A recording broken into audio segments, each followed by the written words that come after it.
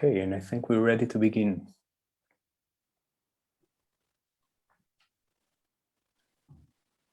Welcome. My name is Aaron Scudda, and together with Mario Gandelsonis, Professor of Architecture, Alison Eisenberg, Professor of History at Princeton, and my colleague Jacqueline Walsh, I run the Princeton Mellon Initiative in Architecture, Urbanism, and the Humanities. We are an interdisciplinary program based out of the School of Architecture at Princeton, whose work focuses on the intersection of humanistic research and architectural studies on cities in the built environment. Our program sponsors numerous events and has a fellowship program. And one of the few positives to come out of this last year of remote teaching and learning is the ability to offer innovative events and connect with some of our previous postdoctoral and visiting fellows. So we're really pleased to be co-sponsoring this event today with Manifest, and in particular to invite back our 2017-2018 Princeton Mellon Fellow, Anthony Acchiavari, to host this conversation about Manifest Issue 3 today. We're also thrilled to be supporting and working to help promote the work of Manifests, whose work on the interdisciplinary studies that bring together work on architectural, urban, and environmental questions about the Americas really intersects well with the work of the Princeton Mellon Initiative. So thank you so much for joining us today, and thank you to Anthony and Dan for organizing this event, and I will turn things over to Anthony to give the remainder of the introduction. Thank you, Aaron, for the very kind introduction. It's great to have the chance to do a remote launch of Manifest number 3 with its focus on powers of description here at the Princeton Mellon Initiative. And as Aaron mentioned, I'm a former Mellon Fellow, so I'm particularly thankful not only to Aaron, but also to the directors of the Princeton Mellon Initiative, namely Professor Mario Gandelsonis and to Professor Alison Eisenberg. And many thanks also to Jacqueline Walsh, Jeanette Turner, and Carrie Ruddick for helping us organize the conversation this afternoon. And also another very big thank you to Tal Erez, a designer and artist based in Tel Aviv, who is producing this event and to whom we are extremely grateful. And of course, not last but not least, many thanks to our presenters this afternoon and to all of you for joining this event. Now, this is the third of many launches that we will be doing with upcoming events in Milan, Buenos Aires, Mexico City, Cambridge, New York City, Halifax, Lima, and many others. And so we'd like to begin, though, by sketching out what Manifest is, which is to say that Manifest is an independent print journal dedicated to the art, architecture, and landscapes of the Americas. Founded by myself, along with Dan Handel and Justin Fowler, to initiate what we hope would be a critical and imaginative conversation about the Americas. We've been described by some as the first literary journal of architecture. And I have to say we like this description because for us, Manifest provides an opportunity for placing historical work in dialogue with contemporary subjects, projective tracks, and admitted fictions.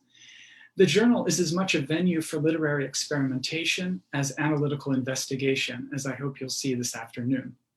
And we have been very fortunate to receive support from the Graham Foundation, as well as anonymous donors and benefactors, and of course from a readership that really extends across the globe from Thailand to Peru and from Canada to Indonesia.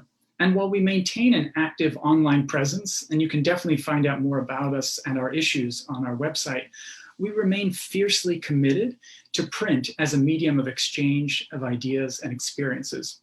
Our first two issues focus primarily on definitions of Americanness in the built environment and on the complex theme of religion and space throughout the Americas. Issue number 3, for which we're gathered here today, titled Bigger Than Big, focuses on the physical dimension of the continent, its landscapes, and its material imaginaries. And it is why this afternoon we are gathered to reconsider this bigger than big and to ask, in short, what does it mean to grapple with the immensity of the Americas? Issue number 3 provides some clues to that question, and perhaps appropriately, it is our largest issue yet, with 50 contributors and over 280 pages. In this context, our deliberate use of the term Americas acquires further significance. Of course, the stuff of the continent transcends political borders, which expands our horizon from the plains of Patagonia to the Arctic Circle, but the term also connotes the multiplicity that exists within a given territory, an uneasy layering, as we like to think of it, of environments, peoples, and ideologies that cannot be summarized in an executive brief of a presidential campaign, but has to be excavated, reflected upon, and constantly reimagined, which is also a sub-theme of our conversation today. So this afternoon's conversation will highlight propositions that have taken seriously the bigger than big, design and representational experiments aimed at narrating, framing, and enacting the American continent and the forms and ideas which it animates. For this afternoon, we have asked our invited panelists to share 2 images each with us that they feel touches upon the subject of today, which is the power of description. We will briefly introduce each of the speakers with the bios they shared with us, briefly describe their published piece, and then ask each of them a couple of questions regarding the images they shared. Once we have asked our initial questions, we'll be happy to accept questions from the audience. To that end, let us introduce our panelists today. Thank you for being with us today, first of all. Marshall Brown is an architect, urbanist, and scholar. Among other accomplishments, he has represented the United States at the prestigious Venice Architecture Biennale. His work is in the collections of the Art Institute of Chicago, the San Francisco Museum of Modern Art, and Crystal Bridges Museum. Brown is the McDowell Fellow and a Ground Foundation grantee. His projects and essays have been published widely in many prestigious publications. Marshall Brown is also an associate professor with tenure at the Princeton University School of Architecture, where he directs the Princeton Urban Imagination Center. His teaching and research add tremendous value to his practice. Brown received his master's degree in both architecture and urban design from Harvard University, where he won the Drucker Fellowship for Urban Design. Born in Alabama, Jennifer Bonner is director of MOL and associate professor of architecture at the Harvard University Graduate School of Design. As a recipient of the Architectural League Prize for Young Architecture plus Designers, Progressive Architecture Award, and Next Progressives, Architect Magazine, her creative work has been published in architectural trade journals, including Architect, Metropolis, Architectural Review, Azure, Gray, and Wallpaper, as well as A+T, Flat Out, Fresh Meat Journal, Damned, Plat, Off-Ramp, and Mass Context. Born in Athens, Lydia Sinogala is an architect and doctoral fellow at the ETA, GTA Institute. Through her practice, ALOS, she constructs architecture, landscapes, objects, and stories with projects that engage built artifacts, material culture, and the natural environment. Lydia's work on the relationship between chemistry, material culture, and the built environment has been showcased at the Museum of Modern Art, Storefront for Art and Architecture, Van Allen Institute, Society of Architectural Historians, Chemical Heritage Foundation, History of Science Society, and ACSA, among other venues. Anthony. So this afternoon, we'll begin with Marshall Brown, and particularly with your contribution to Manifest titled The New Country. So in your piece, which is the script to a fantastic speculative film that you made, and I really invite everyone to watch it, it's really quite fantastic. You begin by telling us that we're in the year 2033 in the south side of Chicago, and that the narrator's father is an architect named Daniel Freeman. And while we come to learn that there was an environmental apocalypse that caused a mass exodus from Chicago, Freeman saw changes on the horizon and had already begun plotting a way forward. That the devastation to the city is somewhat reminiscent of, say, Chris Marker's apocalyptic La Jetée after a post-nuclear experiment in Paris. However, whereas Marker's featurette shows us characters living in an incredibly sordid and punitive world, Freeman's work in the neighborhood of Washington Park sets the stage for new affinities and collectives to develop new forms of stewardship of the land and community. And it is here where we learn of the name of Freeman's insurgent movement, Smooth Growth. And it's this smooth growth that turns private lawns into new commons. And certainly by 2055, we learn that Freeman's work is adopted as the Smooth Growth Code by Cook County to form what you call a kind of artificial Eden. So given how much this project invokes the power of description to project a new future, it's great to have you here this afternoon. So to that end, I'd like to begin with a question about the film and how you present a future scenario based on fragments rather than a complete project. Could you speak about that strategy and why you find it useful in the outlining of such a grand scheme? Marshall, you're muted. Right, rookie mistake. Thank you, Anthony, and thank you for organizing this today and for putting out such an impressive issue of Manifest. So to answer the question directly, I think a lot about something that the writer James Baldwin talked about or wrote about in one of his essays, and I'm gonna kind of paraphrase it poorly, but he writes about the difference between stories and plots. And roughly speaking, he says the plots, you know, they have a clear beginning, middle, end, and then we get a kind of resolution happily ever after, right? So we understand that things happen sequentially. It's all kind of tied up in a neat package. Whereas stories, we don't get that resolution, right? There are gaps. The gaps are intentional and very strategic, and the resolution actually has to occur in the mind of the reader.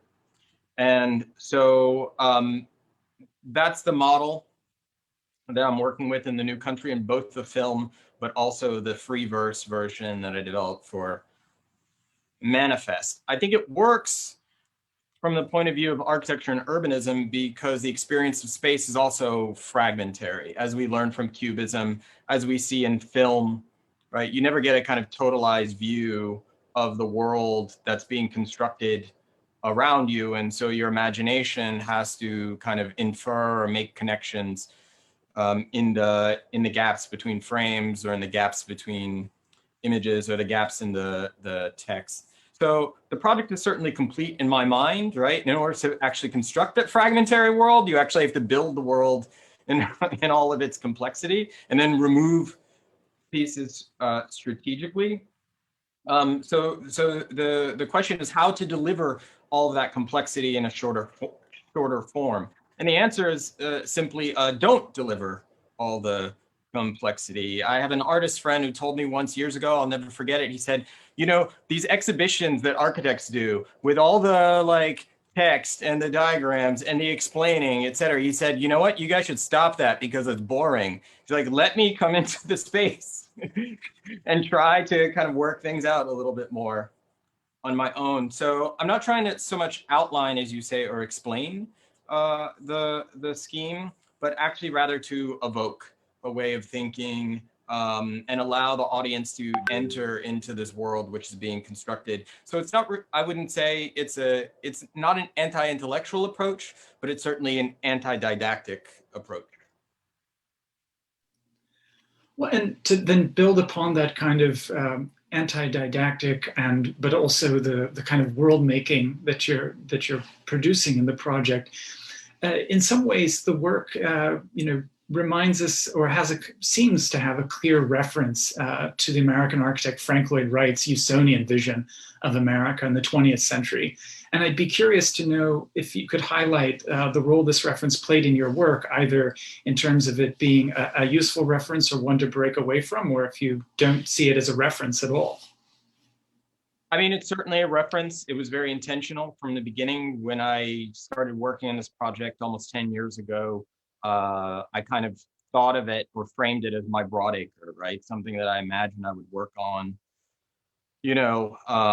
over a certain number of years of my career, but also very intentionally in terms of the representation. So there's like the famous model from Broadacre. In the video, you also see images of my own model of the smooth growth proposal, which is almost exactly the same size as the Broadacre model. And I think what they share conceptually is that this project, The New Country, which is the narrative, or smooth growth, which is the concept, takes up, again, this struggle to invent an American urbanism. It doesn't just invoke the work of Wright, though. It also invokes the work of Frederick Law Olmsted at Riverside, or Clarence Stein at Radburn. So I see it as a kind of trans-historical project that actually tries to bring in aspects of the work of a lot of these architects and urbanists. But what I think they all have in common is that, unlike Europe, American urbanism tends to be more unbuilt than built, more land than architecture. And so the project from the beginning embraces the void rather than fearing it, let's say. And of course, the scale is radically different, thus returning us to this challenge that you put forth of kind of dealing with immensity. Okay, and we turn to Jennifer. So just to describe your piece, which is extremely hard to describe if you don't read it, actually, but I'll try. So it's a really exquisite piece, in my opinion. It's called Big 1017 from the Granny Lane.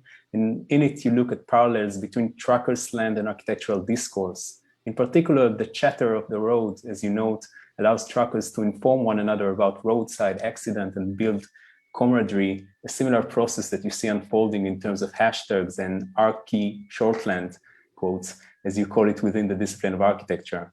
From there, you invite us on a road trip where you describe 6 large-scale architectural mountains found along the edges of North American interstate and highway systems.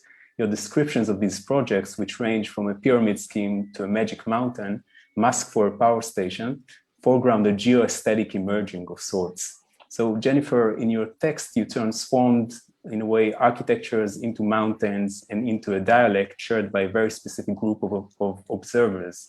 Could you speak of the ways in which these cultures of descriptions change our understanding of the works of architecture in question?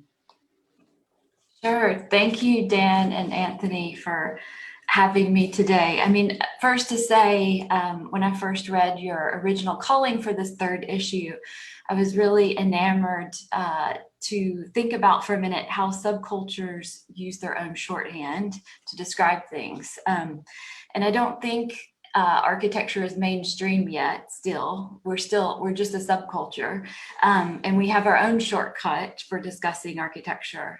So in this very short essay, I'm trying to put truck driver slang alongside architectural slang, to do exactly that, to suggest a different way of reading architecture. And just a disclaimer, I'm self-taught and probably got it all wrong.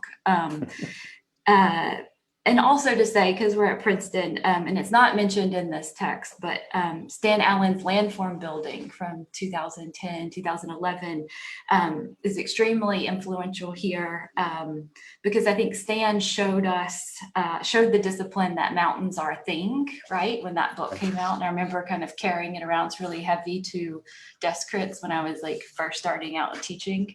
But to jump specifically into one way trucker slang is useful, I wanted to point out on day 9, in the passenger seat, and we're on the outskirts of Mile High, which is Denver, and we spot Kelly Baer, or Central Standard Office's project called Pyramid Scheme.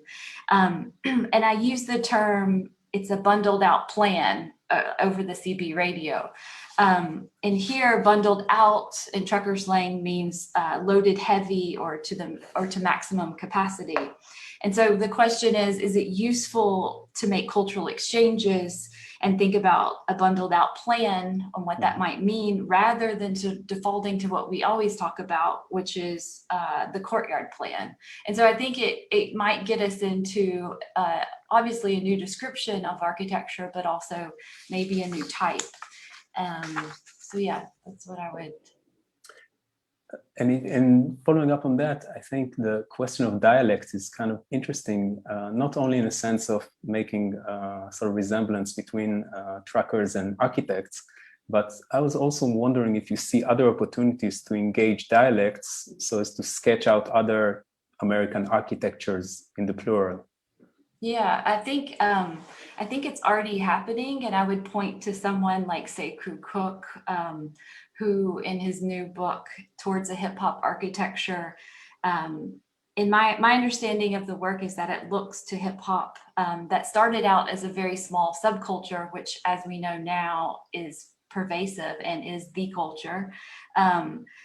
And here he's trying to make similar exchanges between architecture and hip hop. And so I would say that he's working on that kind of dialect and cultural thing. In my own work, I would point to Best Sandwiches as a project example, where in that work I'm I'm interested in the cultural obsession of best culture. So every city is kind of vying for their own version of the best burger, best Philly cheesesteak, best grilled cheese, in every, city across America tries to kind of claim this, right? And so I think we need, kind of in conclusion, I think we need architecture to expand in a big way, and it has to kind of move outside of architecture to do that. And I think we should look back to cultural tendencies found around popular or subcultures. I feel like I said culture a lot, but yeah. Well, and building on that kind of idea of culture, and if in Jennifer's work we look at parallels and disjunctures between architectural slang and trucker slang, in your piece, Lydia, on future fossils, we look at parallels and intersections between the architect and the archaeologist. But if the work of the archaeologist, as you remind us in the text, is often to uncover and retrieve fragments of the past, your text looks at architecture meant to cover up large-scale land operations in the Americas, in particular 2 repositories for nuclear waste in North America, the Waste Isolation Pilot Plant in Carlsbad, New Mexico, and the Yucca Mountain in Nevada. Your incredible drawings and models and texts present us with a field guide to these inaccessible sites, where you invite us to spelunk and explore these repositories as future generations might do. So in your text, you really send us deep into the future in order to preserve or to observe the present through the lens of geological archaeologists. Could you elaborate, Lydia, on the ways in which such a literary technique opens up our understanding of immense processes? Lydia, you're also muted. Thank you. So thank you both, Anthony and Dan, for having me here. And I should also say it's great to participate in this talk, because this work and research really started here at Princeton at a seminar taught by Ed Eigen. And also, I should also mention, like Jennifer reading Stan Allen's book at the time, Landform Building. So, and indeed the text takes on a geological approach, this whole science of excavating and analyzing the terrain to understand the Earth's history relative to time and matter. And I use geological representation, but also thought and writing, because to me it helps me to describe processes that may take thousands of years to occur, and also ones that occupy really vast terrains. So the text, as you mentioned, looks at sites of containment for nuclear waste. And contrary to any geological expeditions where you dig up to uncover, here we dig in order to cover, and we cover traces of nuclear production, but also this anxiety to cover up this matter, and a really large scale. So the writing about these sites, I describe them as a new form of artificial geology. They are composites to me, because they consist of natural and man-made materials like sodium chloride, salt, or volcanic rock. And these are really mixed with nuclear waste, but also really high-tech titanium shields and some more ordinary building materials.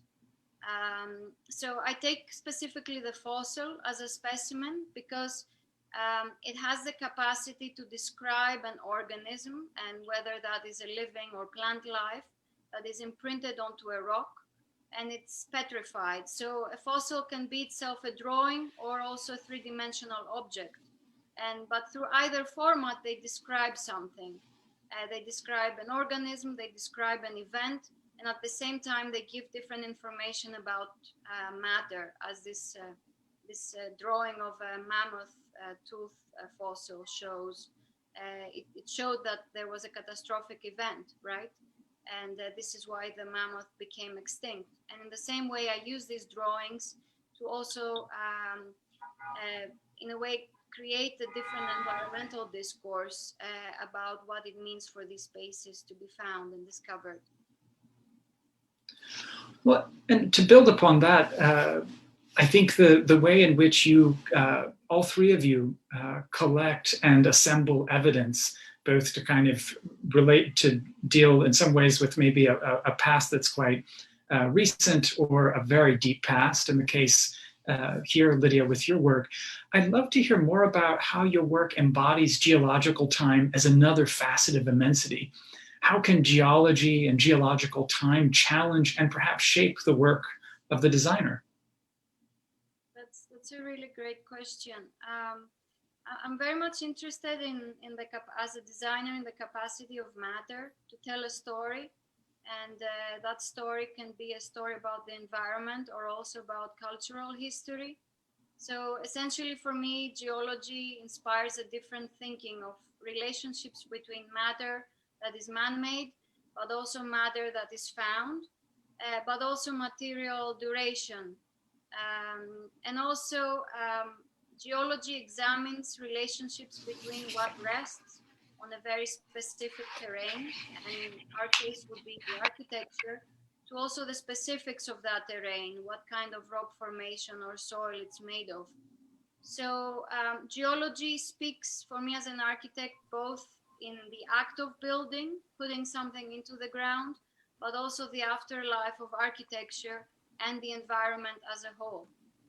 So it's really like a reciprocal relationship between the two, what you build upon what it's built of. And to me, they both affect each other, the kind of material relationships that they trigger. They speak to the types of construction, excavation, material finishes, or the shaping of the ground.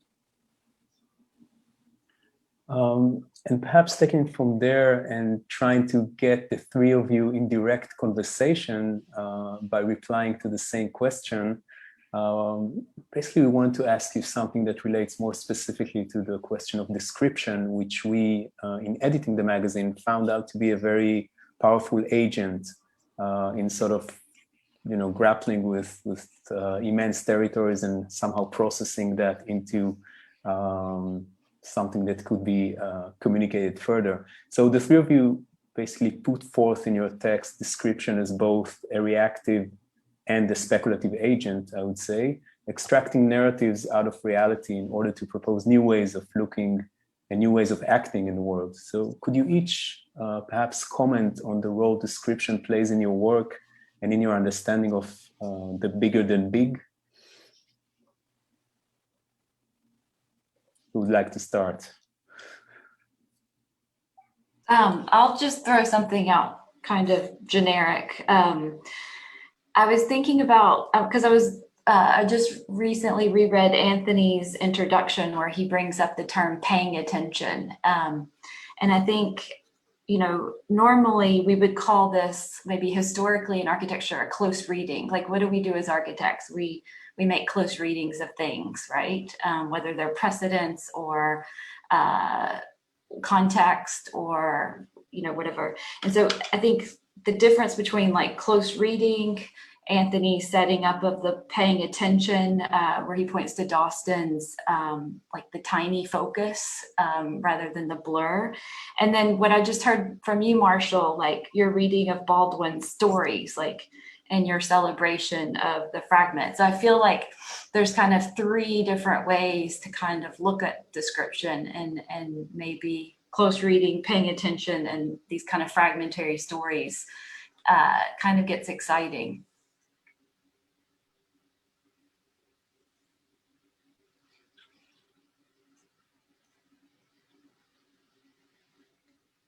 Yeah, it's funny, the mention of close reading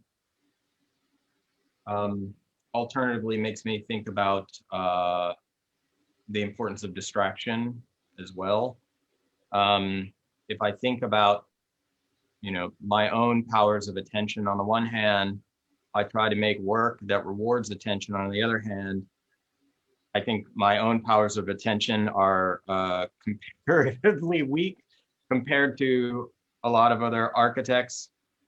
And so I for example, I do a lot of work with collage, and I find that, being slightly distracted most of the time is an incredibly helpful, creative cruel, but maybe that's a non sequitur. But I did want to pick up on something that Lydia mentioned, the idea of the afterlife. That's something I'm terribly, I've never used, I haven't used that term so much, but that's something that I think I am deeply invested in, this idea of imagining the afterlife of architecture, or even in this particular narrative that I presented, the afterlife of an architect. You know, there's this famous, well, it's not a story, it's a historical fact. You know, Daniel Burnham published The Plan of Chicago in 1909, and he died in 1912. And this is a fascinating fact to me, that you know, that this kind of thing that he kind of dropped on the world, which still kind of, you know, holds a very dominant place in the discourse of urbanism, he got to see basically none of it realized, and yet it's kind of traveling through time as a kind of fossil, let's say. And so I think it's, you know, in that sense, productive as a designer to imagine one's own death, which is more or less what I've done in this narrative. If the character is a kind of alternative version of myself. And that allows one, then gives one the freedom to embrace uncertainty, which I think is critical to even relatively small, let alone immense works of architecture. And rather than kind of running away from it or shrinking away from uncertainty. And so that's, for me, is an important thing that these particular kinds of narrative descriptions that I'm working with can do, is that they can embrace uncertainty. I'd like to pick up also on this thread of attention that you are both talking about. And the text I wrote is a field guide. So essentially a field guide is something that you carry with you on the field that in a way diverts your attention to specific things that you find there, and these things in their natural environment, and whether these are animals or birds or flowers, but it's really something you carry and directs your attention to what you identify and what you discover there, and how you can compare it to other things also that you find in the field. So it's really a tool for attention, essentially, the field guide. And so in the text, and what I tried to do using this tool for describing these spaces, and it takes you through how deep one needs to penetrate a certain terrain, what kind of rock mass you'll find there, but also then you go into more spatial configurations like corridors and storage spaces and debris. You know, it's really like this very heterogeneous kind of assemblage of matter. And what it does as a guide is also this idea of surface, and what information can really be inscribed into these man-made, let's say, geological surfaces. So it allows you to understand their immensity, but also for me, secondly, this kind of description of a field guide allows me a little bit to convey the absurdity of these operations, this kind of to this anxiety to annihilate all these traces of production. So it works on these two levels: first to understand them, but also secondly to expose them, and then perhaps on a third level to think about the future. And yeah, Marshall, I did use this term afterlife because it's a term that it's being used for also the afterlife of radioactive waste, right? Because it's so long. But I really loved how you framed your own work relative to this. And it generally allows for me this descriptive matter of the field guide to speak about future and future analysis.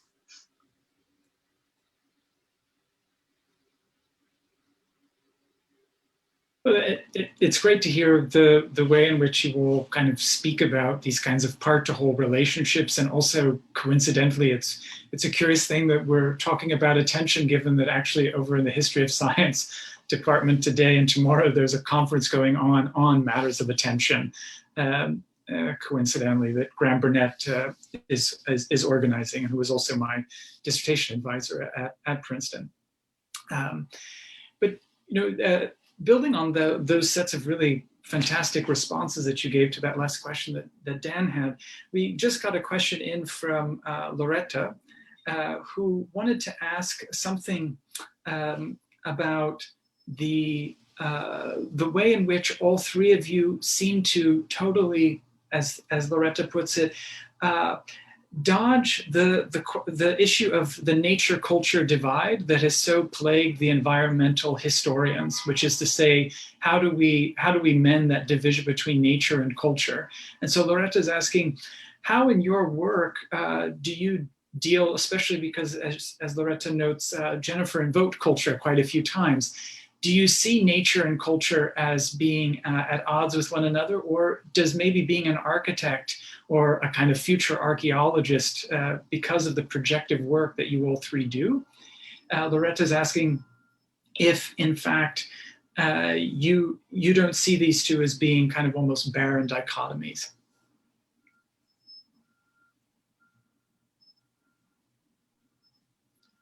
That's potentially a very loaded question, by the way, that Loretta sent to us. I can try. I don't use the word, I don't think about nature too much. I live in Oregon, so I guess it's kind of like around me all the time now, but I think more about landscape. And so when I saw Bigger Than Big and know the ethos of Manifest over time in your first two issues, and knowing, you know, Anthony, your interest in the work of John Stilgoe at Harvard, you know, I'm thinking about basically also childhood memories, right? Which was like getting in the car and driving across this big country to various trips. And we were in nature or in the landscape, but it's the constructed one, right? It's the interstate system or the highway system. And so nature is like looking out that window. And I think I was like excited about being a little bit higher in this big truck. Yeah, I don't know if that helps any. I'll also jump in. It's a really great question, and I can only say that I really, in my work, I'm trying not to think at all about binaries between things, but rather think of environments or assemblages of things that all speak and affect one another. So this nature culture divide, I would say, for me does not exist, because it presupposes that nature is this thing, as you said, Jennifer, that it's out there, right? It's something that we look from afar or we intervene, but it's still outside of what we produce in culture. So in a way, the piece is also trying to address that problematic, that we intervene onto things that we consider to be natural, and by bearing something there, it stays in nature, and then it remains outside of our culture and outside of our worries and our preoccupations. And it's really not at all like that, because really water sips, and radioactive waste also sips through water, or rock formations, or an earthquake can happen and can expose it. So it's really this construct of nature culture is kind of broken apart in the text. Yeah, I think I've been very influenced, especially by people like William Cronin, and when he brings this what he calls the idea of second nature of the city, specifically the city of Chicago, as a second nature in his book, Nature's Metropolis.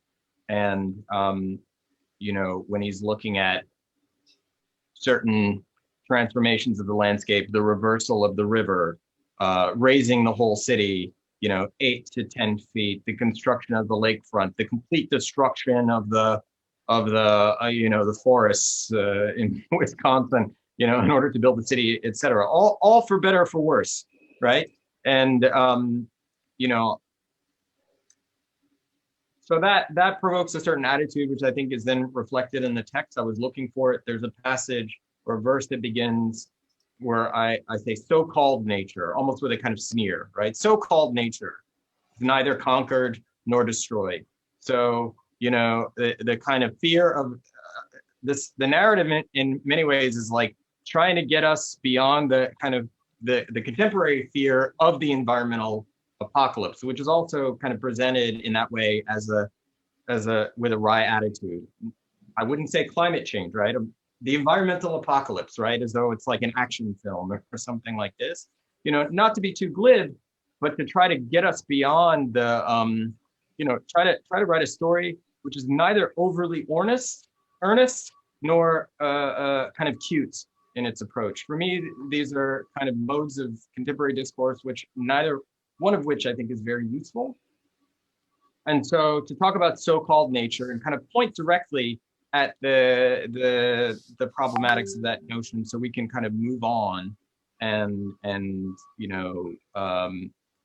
recognize that urbanism has already been about kind of transgressing that divide which exists only in our minds. And perhaps we could continue to a question for Marshall about your project. So from Felipe asking, all of the reference that you mentioned from Frank Lloyd Wright to Olmsted to Burnham, proposed visions that brought civic aspirations and urban form. How would you define the relationship between the two, civic aspiration and urban form, in the new country?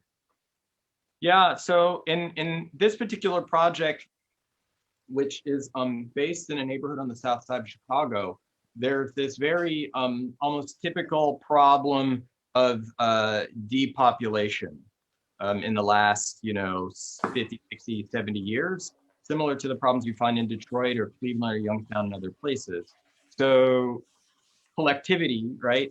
How you kind of construct collectivity where you have a fixed amount of land and a decreasing number of people, right, is fundamentally problematic. And usually we respond to that, by saying, how do we get more people to come back, right? It becomes a game of numbers. But one of the arguments I try to make in this project, within the smooth growth concept, is that in urbanism, one must not confuse questions of quality with questions of quantity. So in some of the images that you guys have seen scrolling by, you see these kind of new boundaries, these colorful boundaries that have been drawn around remaining buildings. So it becomes almost like a kind of new, I call them micro regions. You could think of it as a kind of new block structure or an overlay, which tries to gather, which asks the question of what are the possible scales of,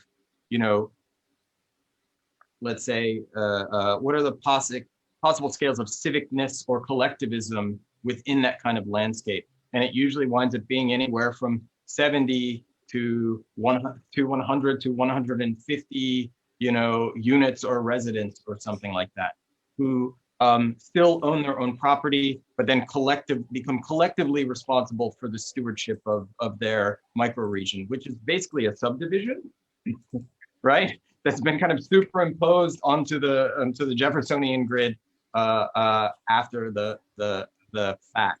So it's not a kind of suburbanization of the city, but it's actually trying to create this sort of hybrid in situations where we normally don't see these kinds of configurations.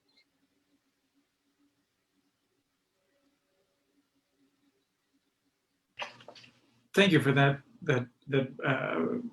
excellent kind of description with respect to the kind of the formation of Chicago.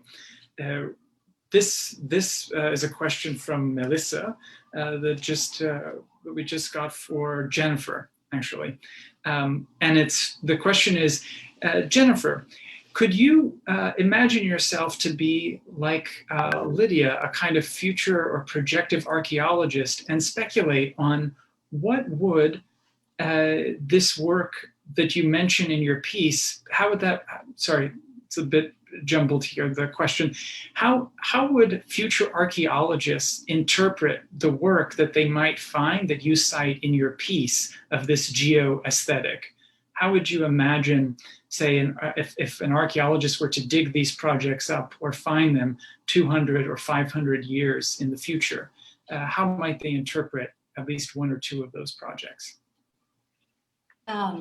Yeah, it's kind of, you know, the reason I titled it a big 1017, so that means urgent business, from the granny lane, which is the right slower side on the highway. Because I do think, you know, we are 10 years out from Stan Allen's book. And so I was like, maybe it's kind of, it is urgent business to look at these things now. And I like the question that's being posed is like to look at it through Lydia's way of thinking or her worldview, which would be looking at a long time from now. One thing to note is that I'm putting together 6 mountains, 4 of which have not been constructed, right? They remain on websites and in publications, and some haven't even seen the light of day. So at my project called Mountaintop on day 1, like I just did this doodle for this essay, right? It's not a project that I've ever talked about, or it was a very quick fire thing, which is like a home base outside of the Atlanta airport for the Dirty South roller derby girls, which is would be hypothetically located right beside Porsche's headquarters on the edge of the airport. So yeah, 4 of these things have never been constructed, and we all want them to be constructed. And then 2 of the mountains have been constructed, right? And that's Biggs building on the West Side Highway in New York and Manhattan, and Leonard Knight's Salvage Mountain out at the Salton Sea. So, you know, these are, I guess, speculations that one day maybe we could look at them all together. I think when we wrote to Christina and Efren of Amid 09 and asked to publish their Magic Mountain, they're like, that project from 2002? Like, really? Why do you want to publish this? But clear, I mean, y'all can't see it and we don't have the image, but clearly it's a mountain made out of flowers and in Iowa on the edge of Ames. So yeah, I don't really know the exact answer, but that's me rambling. I think that's a great description, and maybe the last question that we have that just came in, well, a little while ago actually, from Thomas. The question is, building upon this idea of afterlife that both Marshall and Lydia mentioned in their work, and the fact that these processes that all 3 of you are talking about operate in different registers of time, say the very slow geological to the kind of seemingly instantaneous of the apocalyptic event in Chicago. Sorry, it's not timed that way that the ambulances and the fire trucks apocalyptic are going by. Events, yeah. Yes, here in New York. But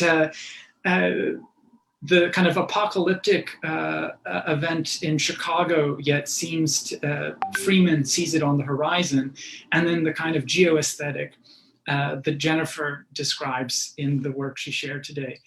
This is a rather long question, Thomas, but Thomas ends by asking, could you speak then to the afterlife of each of these projects, or kind of what's next, or what do you foresee next with the projects that you've undertaken, given especially of a project, and I think it's aptly asked, one that began 10 years ago, as Marshall was mentioning. I know Lydia's project, we were in the same classroom where that began, and certainly the kind of geoaesthetics that of the kind of geoformation that Jennifer is mentioning.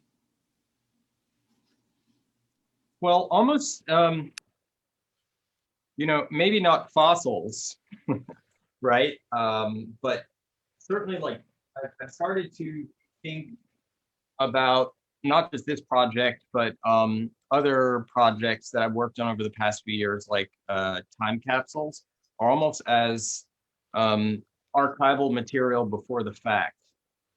And so there's this way that with this project, you know, the video is constructed with that in mind, almost as a kind of provocation to a future audience, right? People aren't even born yet. I mean, the funny thing about the practice of urbanism especially is that there's this kind of pretense of, you know, especially in so-called, you know, community engagement processes and other kinds of public processes, there's this kind of very false pretense of going out there and asking people today what they want for the future of their neighborhood, when before you're even done doing the work, a lot of them may be gone, and certainly before the thing is kind of like realized, right? So the work is for people who haven't shown up yet, who aren't born yet, for generations, you know, who haven't arrived yet. So when thinking about this question of afterlife, I almost imagine, you know, this little poem in the document, this film that I've made, the drawings and models of the smooth growth house, which are now in the collection of the Art Institute. This box set that compiles the whole project, plus a lot of the detail you were talking about earlier, like, you know, how does smooth growth actually work, history, all the analysis. That's all being compiled into like a folio that's being produced in Chicago right now, which will get installed in various, you know, libraries and archives around. That I'm like leaving these things around for someone to find them, you know, 10, 15, 20, 30, 50 years from now, right? Not 500 or 1,000, but like, you know, and I think the narrative is very clear about that, right? It projects, you know, 30, 40, 50 years in the future, but not farther than that. Far enough that things will be different, but not too different that, you know, it's like flying saucers and stuff like you see in Broadacre City, right? So that is how I think about the afterlife of this work. Like, how does it infiltrate the imagination through the collective imagination, through the dissemination of work in these various formats, in these various locations, most of which so far are outside of architectural circles.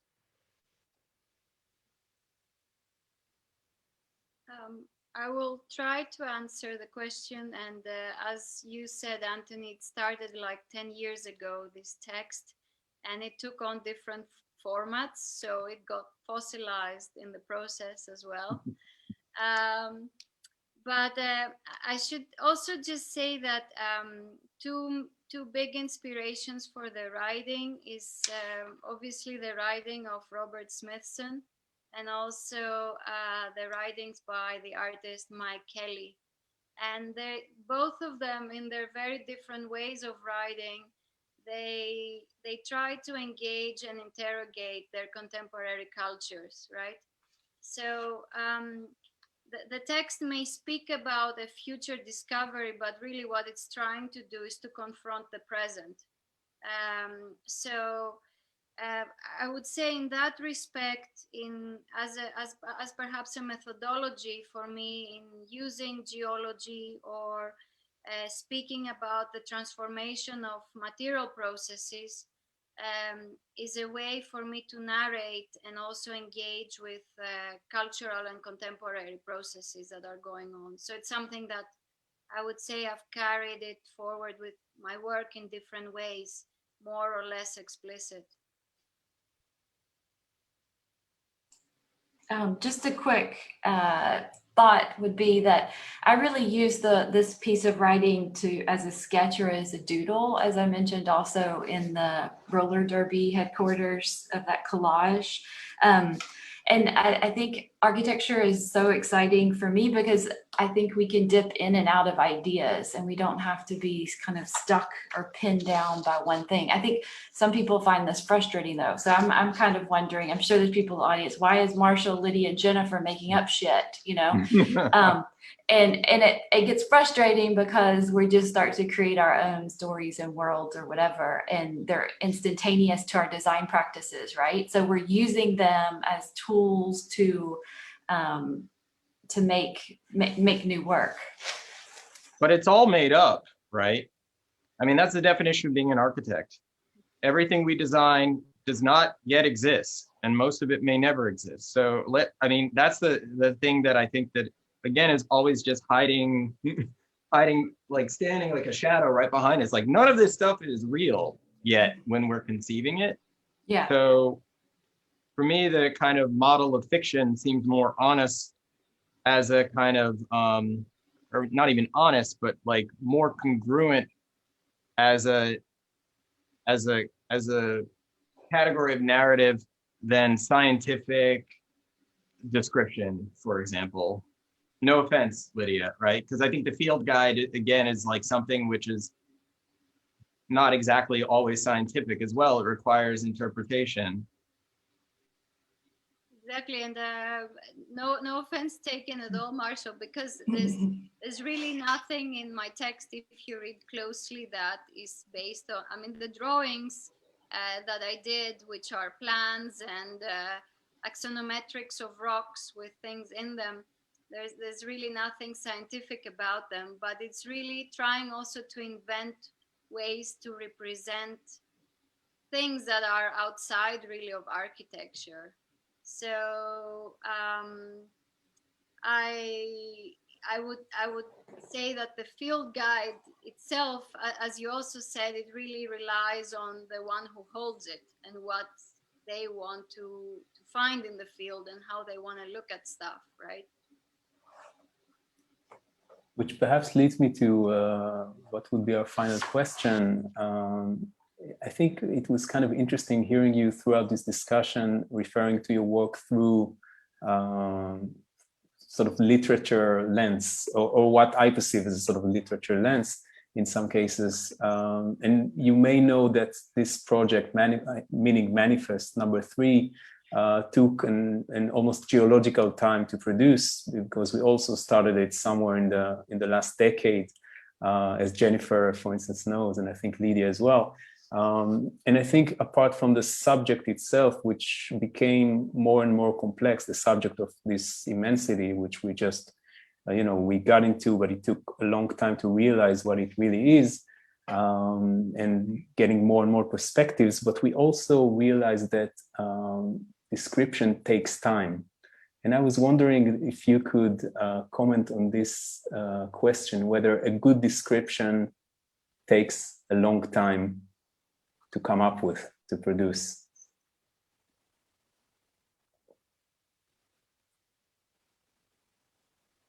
Well, I think Anthony put it, I'm quoting you, Anthony, you said we have to build a culture of description, and it requires a lot of voices and it takes more time. Like and it's telling that how many contributors and how thick this journal is in the end.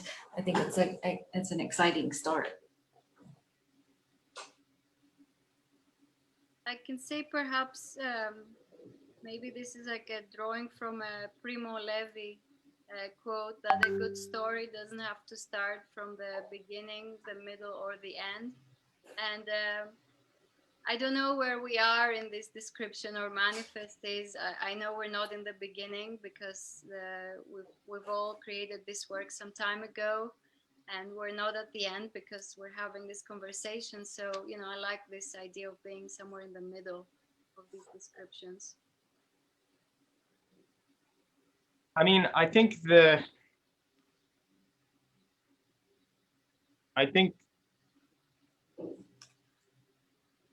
in my role as an architect, right, and the way I'm using descriptions in my practice, these narratives, and I think we have to be specific about that, because there's like graphic description and there's narrative description. But these narrative descriptions take a long time to produce, in the sense that there has to be something there to describe first, for me, right? The descriptions kind of evolve with the work and following the work, not really before, which I think is critical in my practice, right? Writing with the work and often after the work, but not before the work. So the development of that work takes time. I'm fairly slow. So that would be the answer, yeah, because the description in many ways has to wait for the work to come to a certain level of maturity before it can really come to fruition. And this is not the first version of this narrative that I wrote also. And so it's gone through many iterations.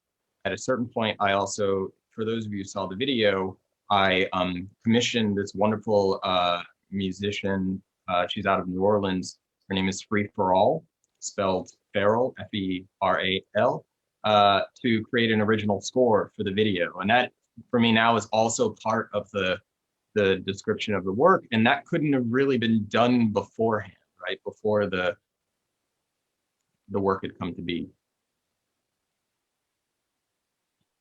Well, following up on these descriptions of description, and to kind of conclude the day, I think that one of the really wonderful things to kind of think through, and that you all mentioned, and that Lydia just put it quite beautifully about beginning, middle, and end. I can't help but think of and Marshall and Jennifer also speaking about kind of narrative and structure of that question that was asked to Jean-Luc Godard about why his films don't have a beginning, middle, or an end. And he said, they do have a beginning, middle, and end. They just don't happen in that order. And that certainly feels like something that kind of describes, not to do too many puns on description with us at Manifest, but I think that what's really been wonderful to engage in this conversation with the three of you over this past hour is what we refer to as a kind of building a culture of description, playing off of Manuel de Sola Morales's text of the culture of description, that architectural drawing is never literal, it's literary, that it's not language, it's calligraphic.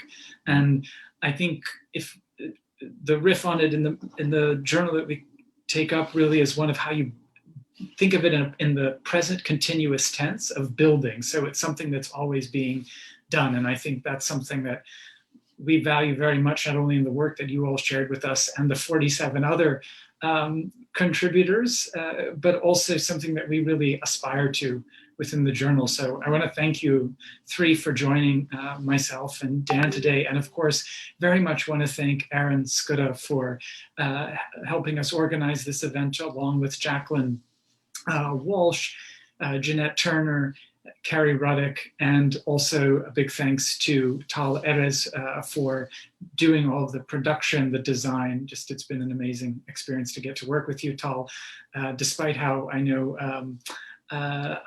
stressful it can become. So we're looking forward to many more of these. And also a big thank you to Professor Mario Gandelsonas and Professor Alison Eisenberg of the Mellon Initiative as well. So thank you very much. And we look forward to having more of these events in the near future. Thank you so much. Thanks. Thank you.